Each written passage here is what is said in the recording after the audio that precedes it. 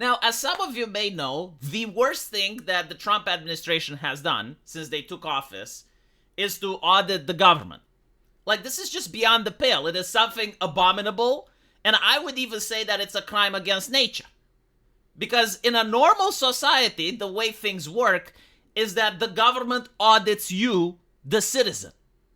The government must know every single transaction that you make as a citizen. In fact, they're constantly passing legislation to try to convince people to move away from paper transactions into digital transactions so that bureaucrats know exactly when and how you spend your money. And this is the healthy way a society should run. This is how God intended. But the moment the citizen actually wants to look into what the government does with the money, well, that is abhorrent, that is disgusting, that is vile. That is the collapse of a society. You cannot do that. But for some fucking reason, Trump has done it.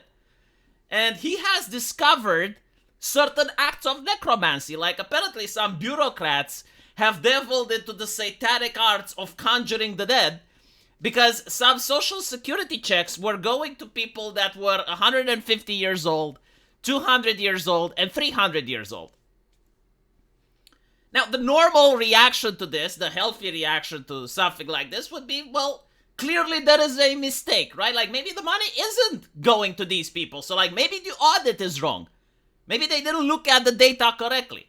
But what's interesting is that no one is claiming that. Like, up until now, I haven't heard a single politician claiming that this is not the case. However, I did hear what Bernie Sanders is saying, and you can see, like, the look of desperation on his face as he is talking about this issue.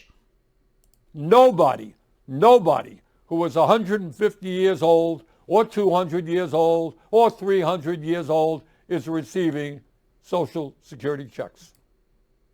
Right? So Bernie Sanders used his logic, right? Because he's a rational human being and he is thinking about things and he's like, well, surely there cannot be people that are 300 years old. Like, he hasn't seen a single person that is 300 years old, and therefore he concluded that the money isn't going there.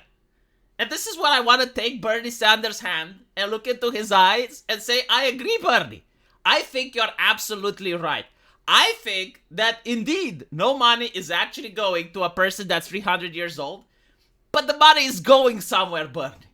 Let's find out together. Let's try and investigate. Where is the money going, Bernie? Because you're right. Yeah, like, surely it cannot go to a 300-year-old person because those don't exist.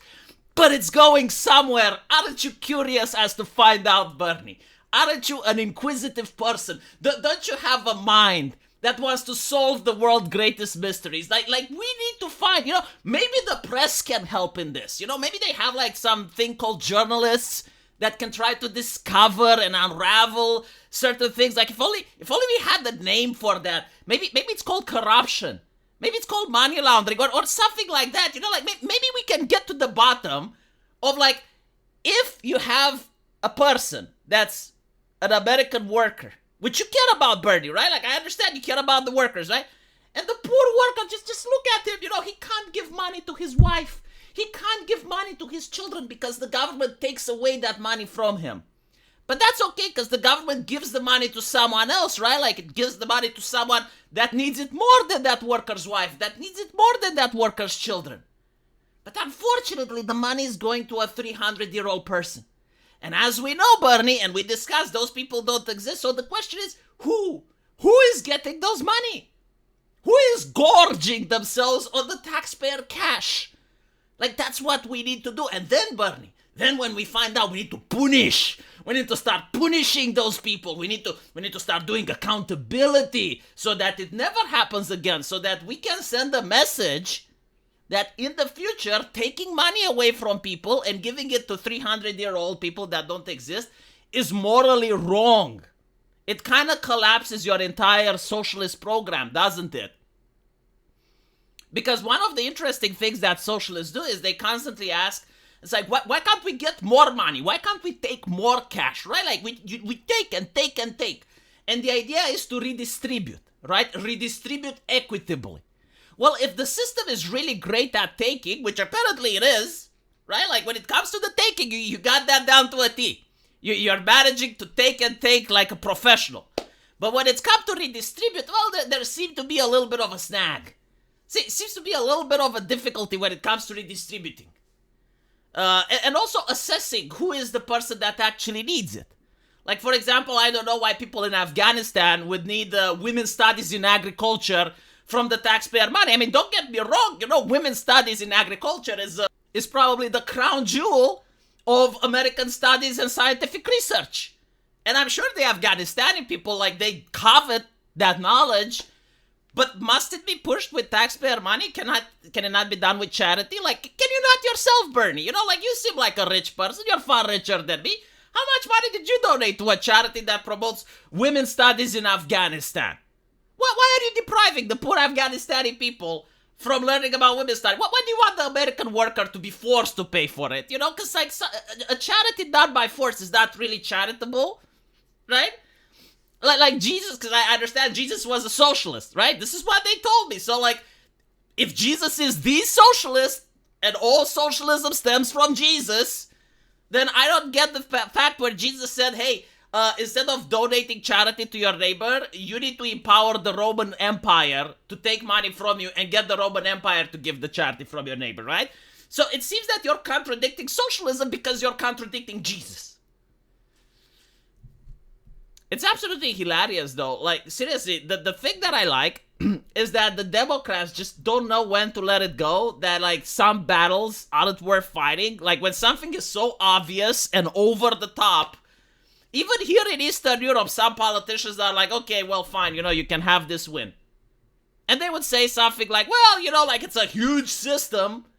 Some mistakes are made and, we can look into it, find who are the people responsible, punish them, and then they move on, right? And this actually gives trust in the system. Because, yeah, like, if it's a system that collects money from hundreds of millions of people, yeah, there will be, like, some corrupt individuals, right? Like, it's normal. It's like, let's see where they are, let's see how much they stole, what is the accountability we can give, or maybe it's an error, right? Maybe it's a computer glitch, we don't know, we're going to see. But no, that's not the rhetoric they're having. That they're willing to go to every single case, no matter how absurd it is, in order to try to pretend that, no, like, the system is absolutely flawless. There is nothing wrong with it. It's perfect. And the problem is that human beings aren't perfect, and therefore any system designed by human beings is going to have flaws. Yes, including the social security system. And so when you have examples of money going to people that are 300 years old, you should just shut the fuck up. You should just shut the fuck up. Like, there are other battles you can fight, right? But if you're fighting every single battle, you're going to lose credibility. Because then people are going to think you're a contrarian, and it's like, well, no matter what they find, Bernie Sanders is going to complain. And so they're just going to moral decouple from Bernie Sanders, which is pretty much what's happening. Let me know what you guys think, though, and as usual, I will see you in the comment section.